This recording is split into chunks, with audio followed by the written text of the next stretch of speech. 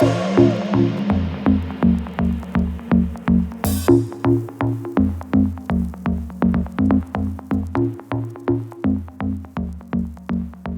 you for joining us again here in the second volume of the virtual lecture series, which is realized by the BMBF-funded research project Digital Documentary Practices, hosted by the University of Bayreuth.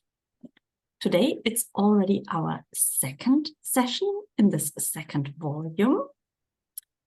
And after Liz Miller's insightful introduction to one of her most recent projects, Wastscapes, a week ago, a project which can be roughly described with the keywords as critical place-based learning by combining AR and the bicycle as a method, as she told us. We're today moving on to VR. So we are going from augmented reality to virtual reality.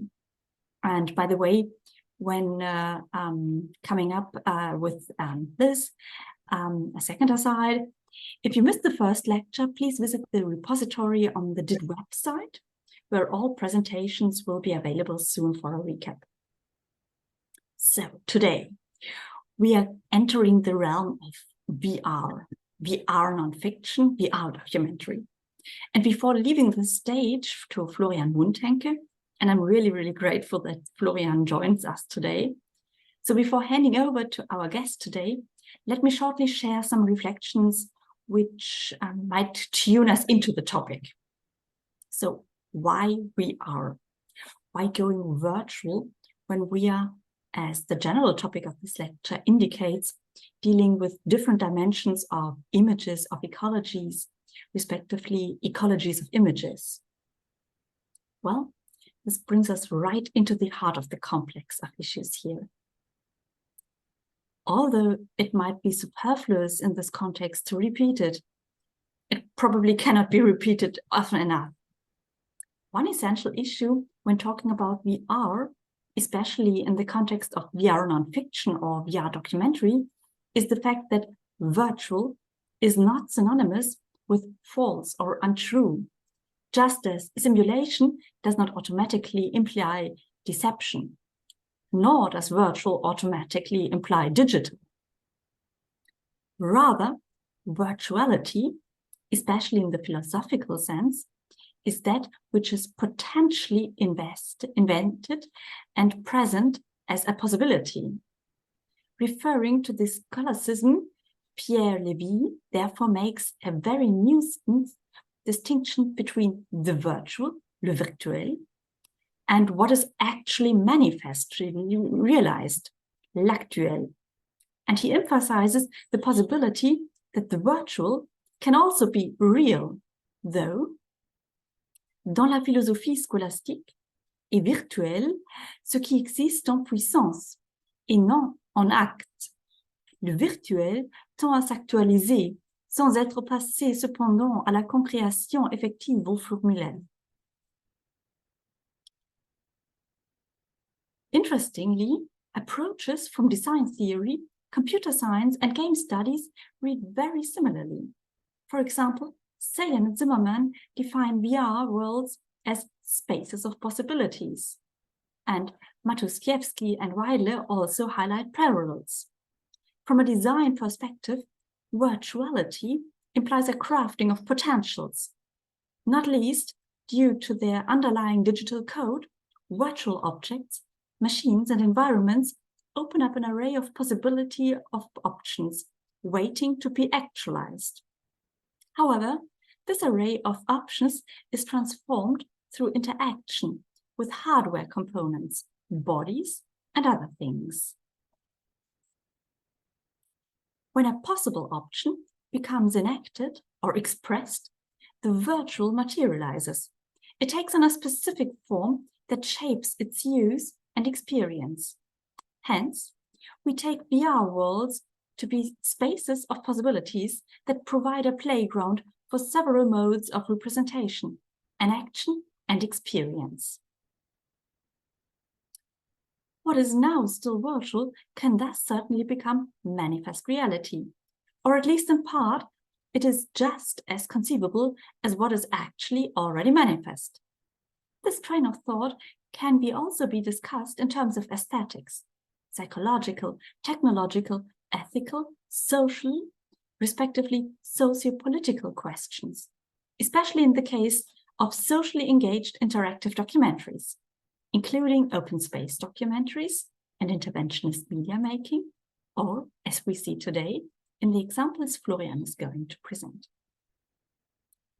At this point, at the latest, it's probably time to introduce Florian, as he for sure is much more the expert in this field, and as he can introduce the nuances of the virtual and the actual, the real and the maybe or may come real, or in short.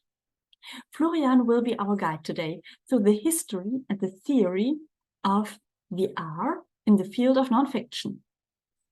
And after I might have almost fell into the trap of the too abstract, Florian has also promised to bring some examples to illustrate his reflections. So here we go. And at this point, at the latest, it's probably time to hand over to you. So the stage will be yours. Maybe some very last remarks. As you might have seen in the announcement, we can look to fresh perspectives and new forms of documentary. And our guide is really an expert in this field. Florian is Associate Professor of Cultural and Media Studies by DDRD in the Institute for Modern Languages and Cultural Studies at the University of Alberta in Edmonton, Canada.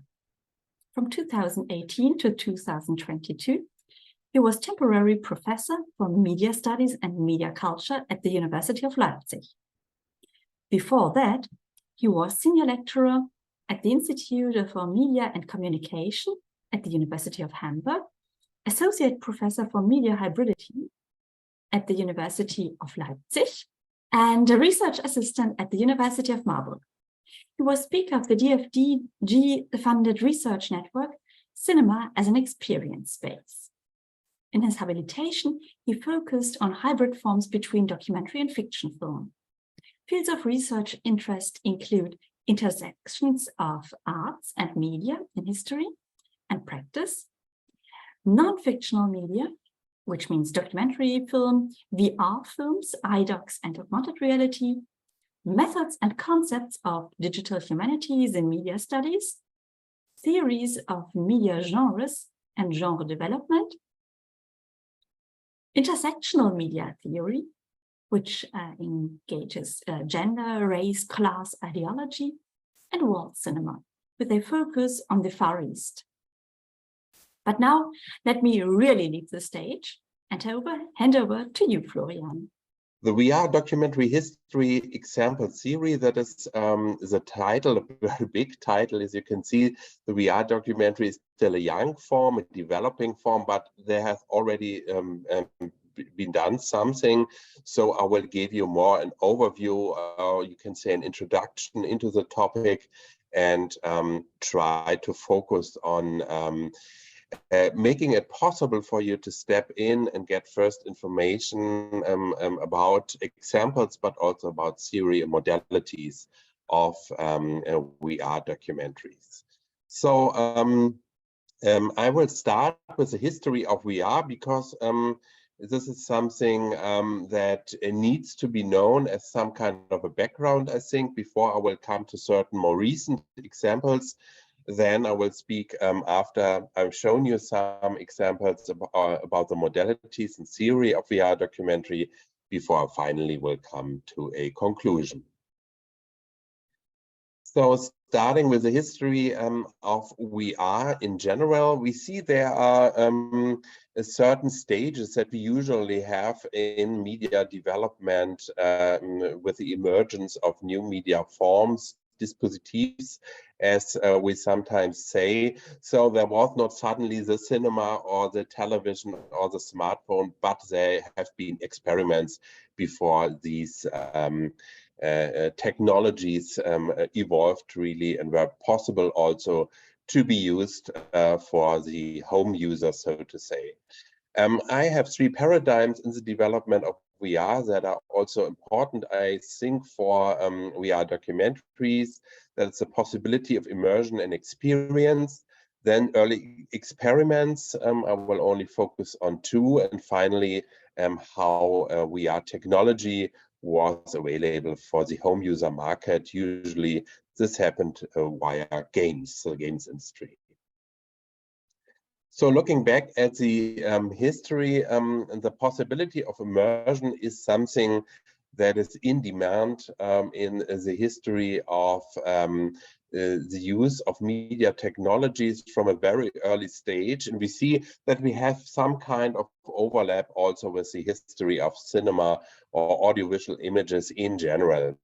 Something that's usually mentioned by scholars talking about virtual reality is the stereoscope by Charles Wheatstone that was created first in the 1860s. You have a possibility by looking in that device, as you can see, it's Brian May, the guitarist from Queen, doing here in that image.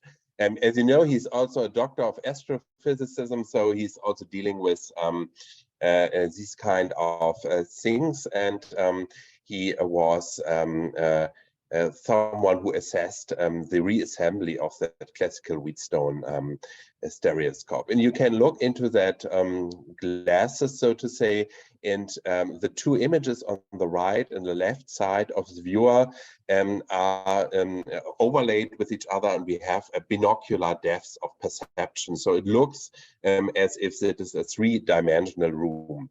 The brain, to fuse the two images and accept them as a view of a three-dimensional object, that is the basis of Wheatstone's classical stereoscope. We also see that if you look at the history of cinema, the experiments with 3D from the 1950s, but also more recently, the trend with 3D is working with the same kind of idea of giving the possibility of looking into the depths of the space. Which is interesting to mention is that Wheatstone stereoscope was developed before photographic processes became available. So the first stereoscopes use drawings of rooms, so we are already in a virtual space then, because these are not real rooms, as in the example with Ms. May here, but these are drawings of rooms. Something totally different, but still usually being seen as some kind of a precursor to virtual reality is the diorama, which was very popular in museums and exhibitions in the 19th century, showing a replica of a historical or a natural real life scene. You have animals, for example, or an important combat scene that you can visit as a room. You cannot enter that room, but still you have the possibility to look into the depths and see what is happening in the background in comparison to the foreground directly in front of you. This image is taken from Steven Spielberg's 2018 film Ready Player One. As you probably all know, it also deals with a VR game, and the creator of that VR game, he has a museum of himself, so something that is very egocentric, and this museum is working also with some kind of diorama where you can see certain moments of his life as virtual exploration and what's happening. So Spielberg, which is very interesting, is also playing with the history of the technology here. Moving on then a little bit further into the 20th century, we see that the 1950s are very important for having the first early experiments. I only want to mention two because they provide two sides of the same coin and are also usually mentioned when talking about the history of VR. First of all, Morton Heilig, he experimented with machines to generate an immersive experience. One of these machines, probably the most popular, is the Sensorama, giving the viewer the experience of riding a motorcycle on the streets of Brooklyn. with a 3D view, first of all, but also with the wind on the face, the vibration of the motorcycle, and even the smell of the city. So there was the idea of really providing some kind of immersive space through that technology, where you can see sit on the chair and then look into that or look at that mirror. So it's not a really 3D image. I've seen certain photographs of that, but it gives you the illusion of a depth of field somehow. A little bit more advanced is Ivan Sutherland's The Sword of Damocles, which is the first approach as a user interface of virtual reality. This device was very heavy and suspended from the ceiling. So this is why it was called the Sword of Damocles, because it is always above you, sitting above your head, and it gives you also some impression of a space. In that case, these are virtual spaces only. Mostly these are grids of the rooms.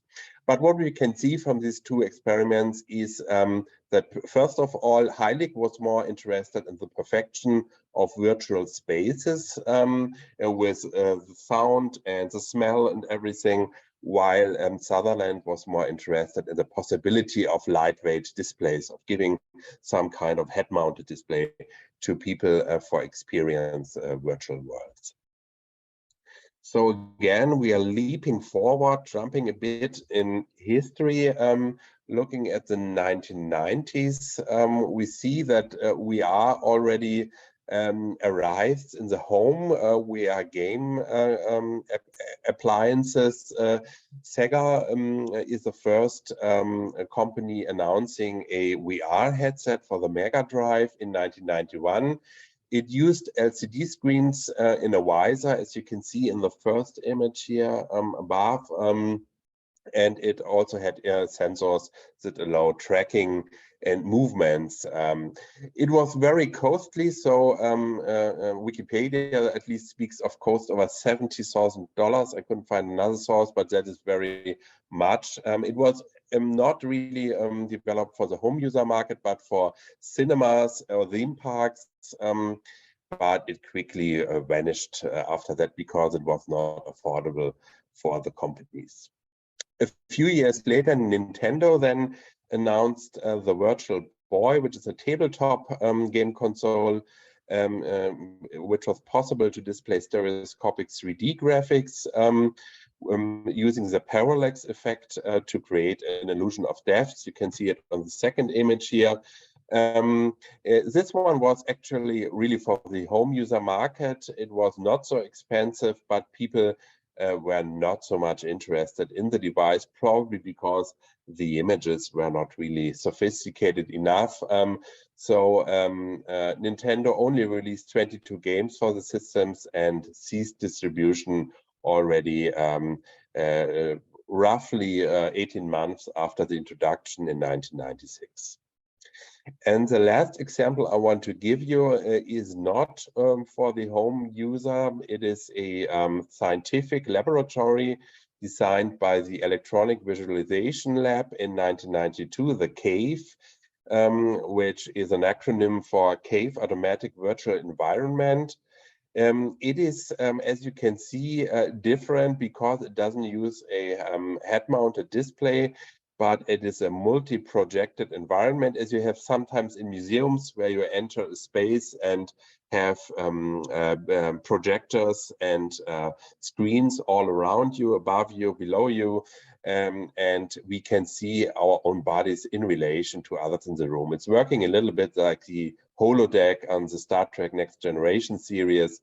And it was really used quite a lot for experiments done by media psychology. Mel Slater, he's working at the University of Barcelona. He was intensively using the CAVE for making experiments with VR that we still use as scholars for showing how VR developed. So now finally coming to the situation as it is now, we can see finally after, if you probably have looked into Jaron Lanier's virtual reality book, which is very popular.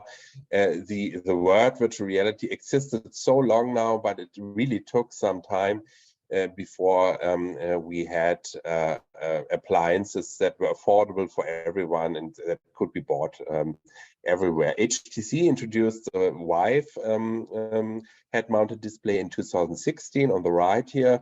That was the first one, and the next one was the Oculus that was invented in the first Oculus came out in 2019, the Rift, and then the standalone headset, the Quest, where you don't need an extra computer to connect to, and the quality of the images were already quite good with this first. And we see that they improved these appliances over the years. Now it's almost 10 years on the market, more and more. The latest introduction is the Sony PlayStation VR2 in the middle here, with inside-out tracking, higher resolution displays, adaptive triggers, and haptic feedback. So we have everything that we need, at least for gaming. And I think yesterday I Googled, these cost around 600 euros. So it's still quite a lot, but it is affordable for someone who's really want to invest in gaming and want to play VR games at least.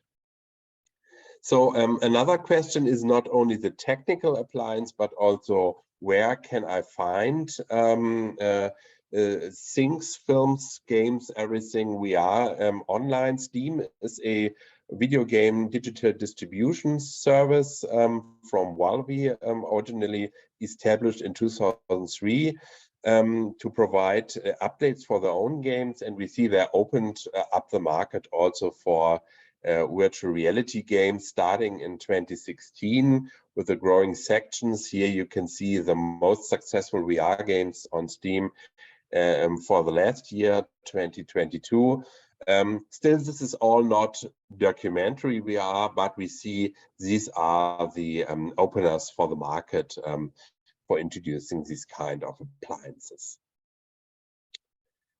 So coming back to something Anna already mentioned in her short introduction, now I'm coming really to the field of the VR documentary. We see that the documentary film is still alive and kicking and developing, but we also see that there's a field of digital documentary co-evolving to what is going on in film. And a big field I also have a bit worked in is web documentaries or iDocs that are usually available as some kind of a desktop appliance that you can either use on your computer or your smartphone and learn about stories all over the world. But we also have serious games that came a little earlier that usually don't need a connection to the internet, but sometimes the more recent ones have something like that. You can use them on a tablet and learn about things history, for example, like in that example about Nuremberg 34. And we have also augmented reality. Liz was giving us a talk last time, 2 weeks ago, about that, a very interesting field where we are using a mixed reality with elements from the surrounding world, mixing that up with what is coming as augmentation from our computers or smartphones. And then the last big field, there are also more smaller developments, but the last big field, and that would be the VR documentary. Usually people speak of either 360-degree films or VR experiences. I will talk about that in a minute.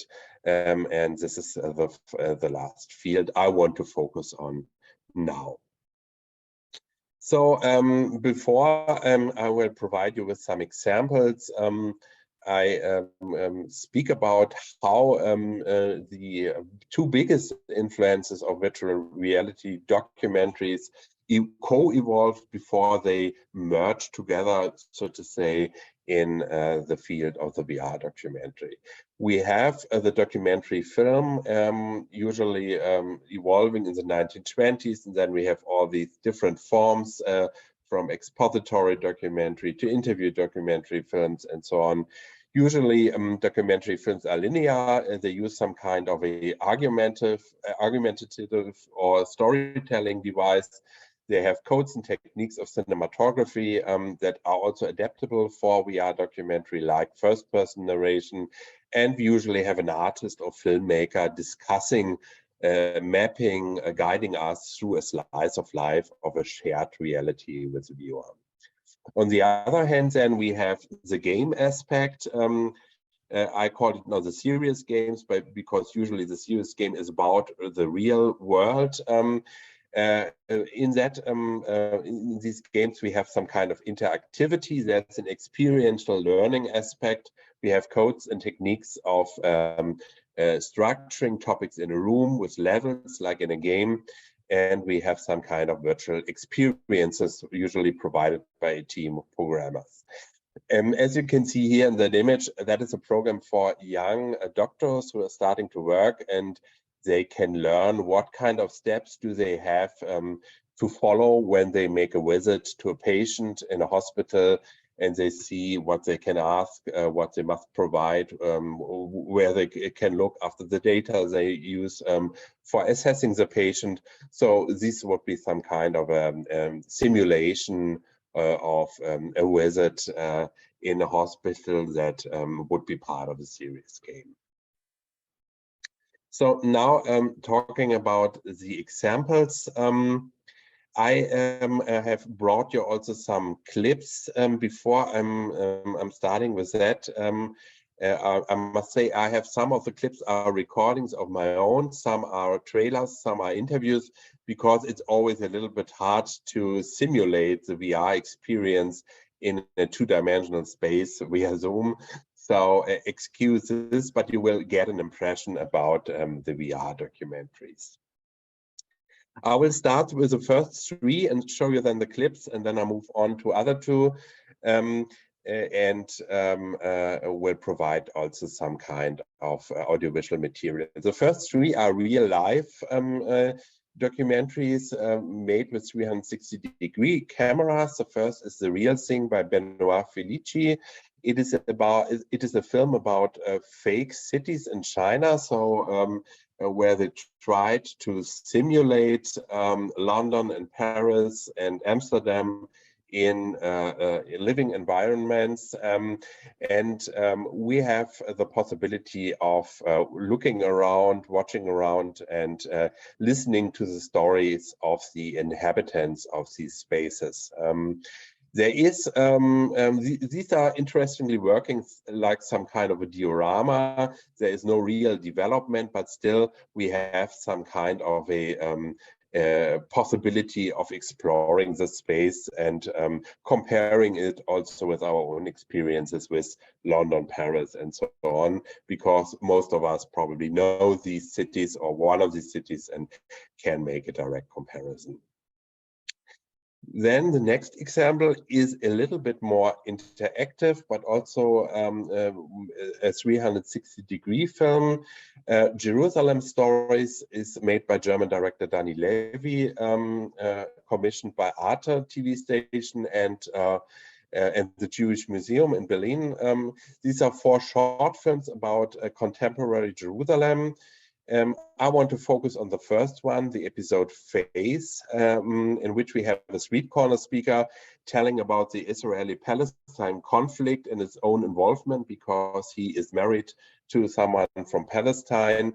And while he is speaking at the street corner, we can see it in that image here, he's directly addressing the user, pulling him or her forward and integrating the user into the story, which has some kind of a breaking of the fourth wall and creating some kind of a story world in which we are getting involved. The final project before I will show you the examples is 4 Feet Blind Date, an Argentinian project, which is interesting. I try to give you an overview of different forms also, because it's not made in the first person perspective. It tells the story of a protagonist, Juana, who is paralyzed and using a wheelchair, and she's doing her first steps into online dating and is writing with someone, finally meeting him. And we, the user, are also having a wheelchair, and then the HMD, as you can see in the image above, and can learn to deal with restricted mobility through that kind of a being in the place of Juana and accompanying her through the city. This is from the real thing, the first one.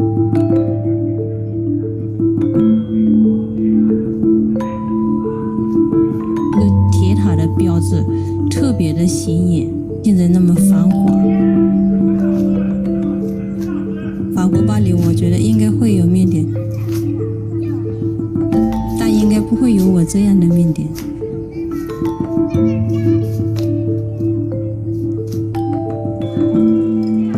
就是最辛苦的时候，就是面点刚刚开始做的时候。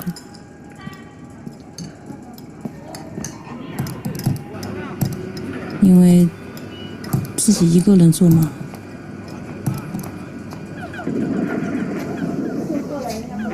各方面的压力都大，都靠自己。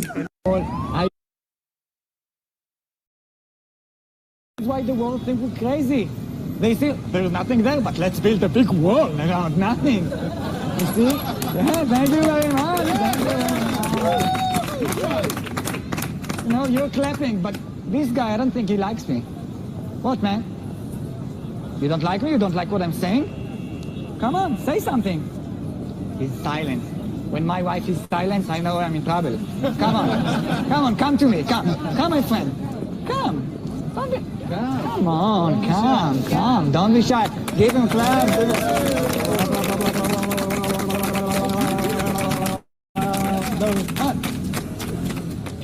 How are you, my friend? Where are you from? Nothing. What, no English? Come on, talk to me. Where are you from? Where are you? Where your passport? Where? I can't believe I could choose any one of you amazing people, but I choose the only one who is mute. or dumb, I don't know. Or German. Oh my God, he's German! You German! Corrector! He's a German! Yeah. No hard feeling, my friend. No hard feeling. We love you. You're a good German. We're good people. We're good Israelis. Good looking too, huh? Good.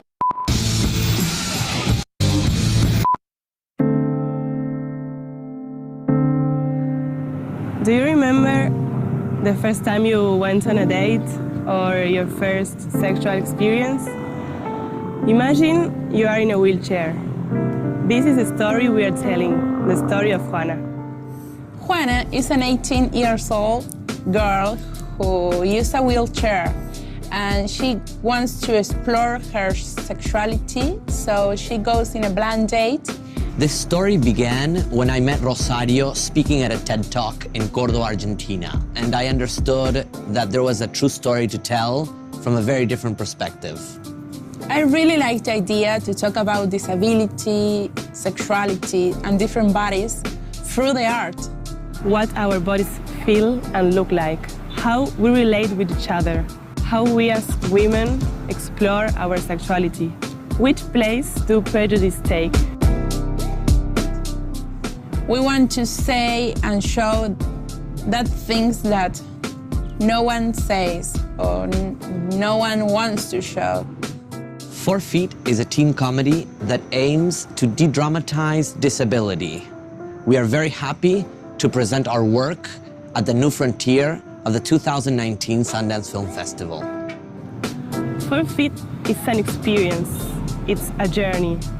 It's leaving the world at 1.20 meters from the ground. We put the person into a different perspective, and we say, see it by yourself. Think whatever you want. Virtual reality.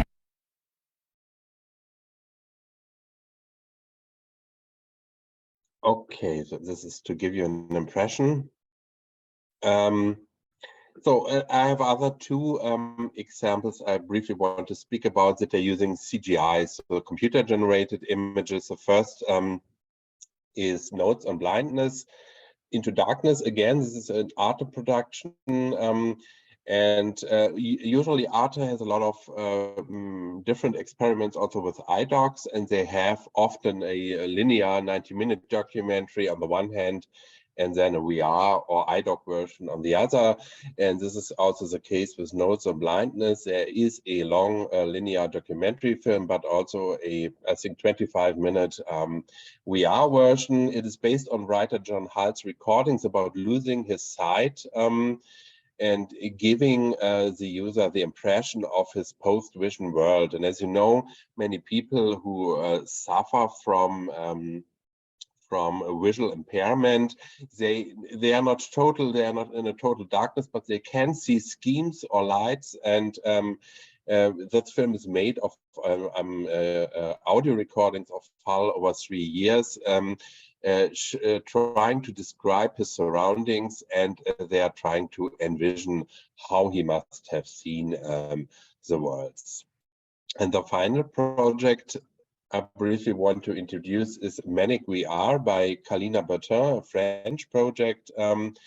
Here, the topic is manic depression or bipolar disorder. The director has 2 family members affected by the illness, and she also made recordings with them, speaking about the different states and phases of the illness.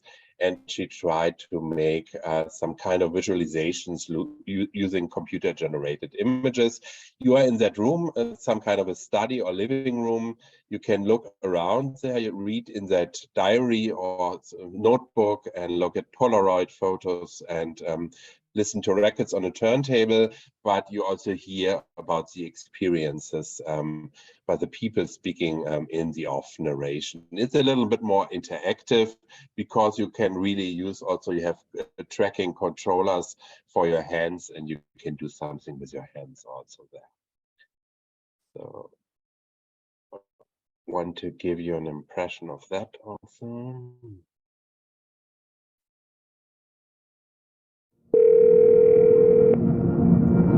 There is obviously the data is missing, so I will only show you the Manic VR trailer.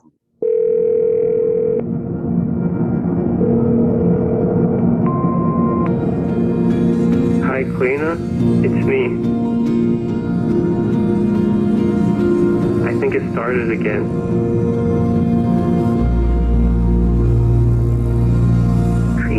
What do I do with this?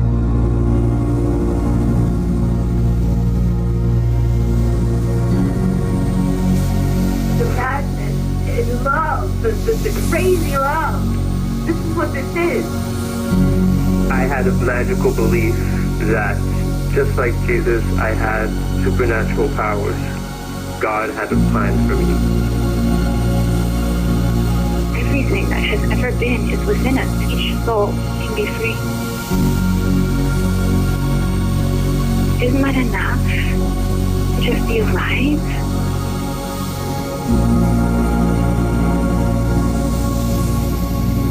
It's very poetic.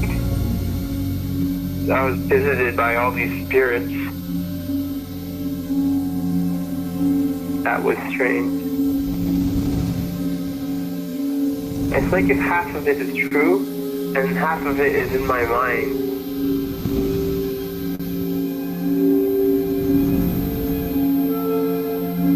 The world becomes a scary place.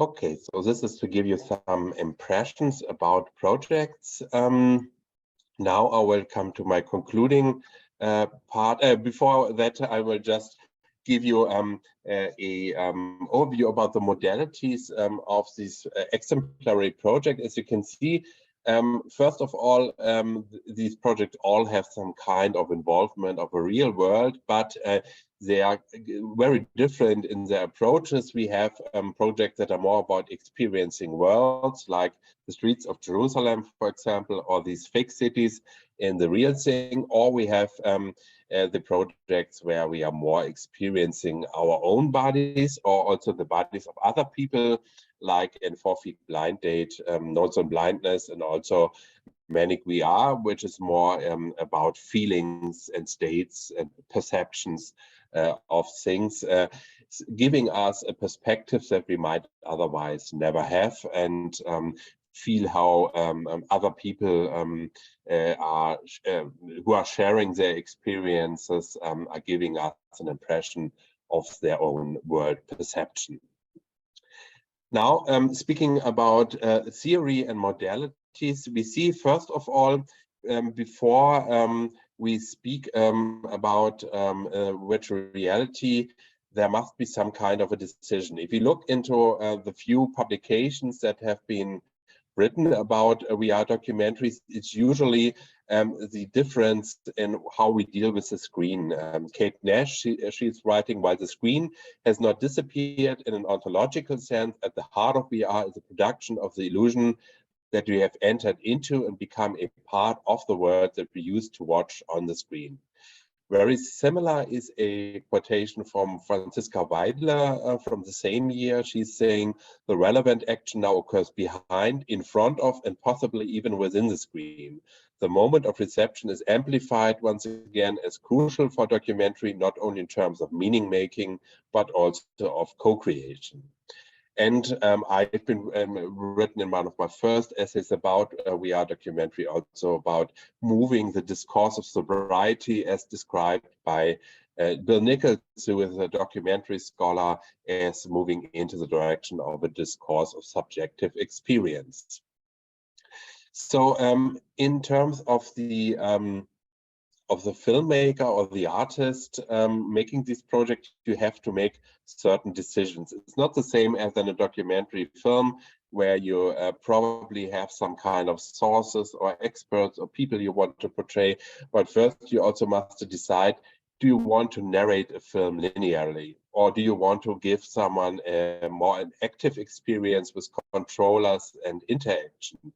Then there's the question, do you want to use computer-generated images as in Manic VR, or do you want to incorporate real-world scenery photographed with 360-degree cameras? Or do you want to mix both? There are also projects who have both. And the final question is also, is it really about an immersive experience to submerge the viewer in a different world, in a story, or should she or he be more active, participatory? Is there a meaningful place also for interaction in these projects?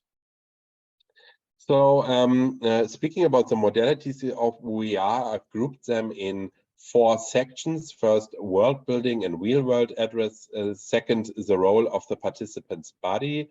Then the question of immersion and interactivity and co-creation. And finally, the question of the dispositif itself.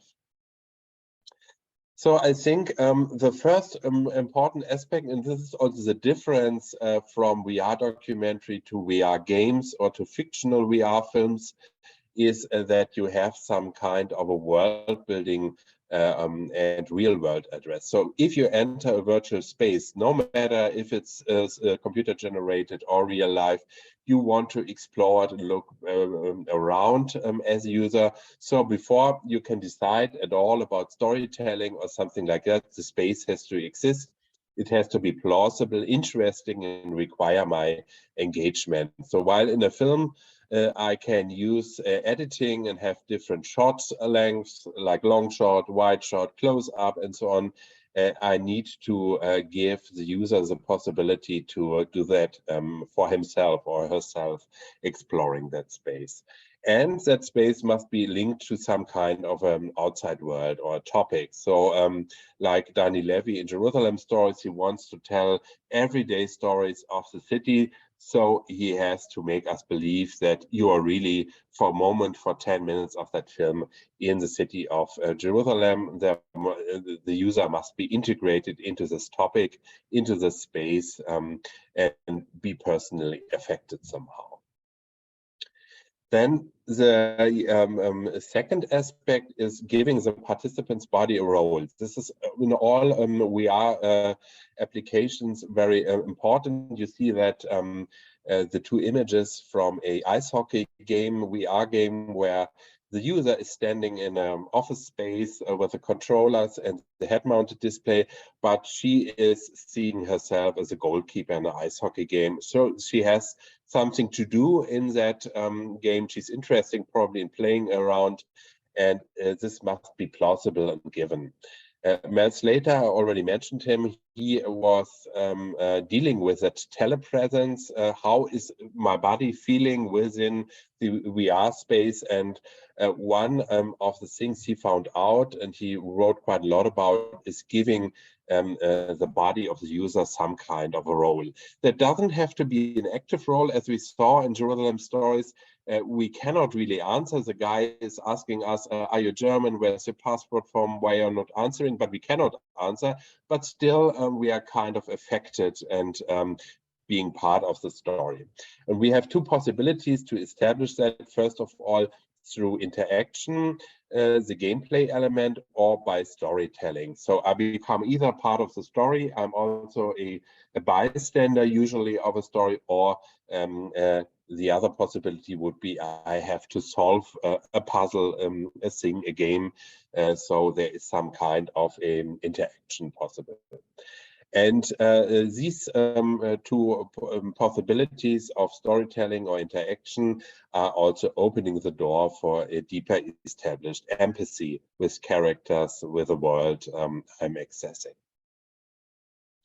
Then the third aspect, immersion about interactivity and co-creation. We see that in some of the publications, immersion on the one hand and interactivity on the other are understood as two opposite poles, but we also can see that they can strengthen each other from different sides. So already when I am using the HMD with the concealment of the outer world, I'm only in the virtual space, so immersion is there from the first second, and I can build on that immersion either in the with the help of storytelling or with the possibility of interventions and options for action. And if I'm doing that right in these films or projects are usually short, 10, 15, sometimes 20 minutes, I can have a more deeper immersion that is also using interaction for the immersive aspect. Then something else, Franziska Weidle mentioned co-creation. We see that co-creation is possible, easier to achieve with iDocs, augmented documentaries, because people can work together and are usually working together, either virtually or in augmented reality, also real life. I've seen, for example, a group of school children working together with augmented reality displays and finding out about space. So this is really co-creation as it should be, but we also have virtual reality projects using co-creation.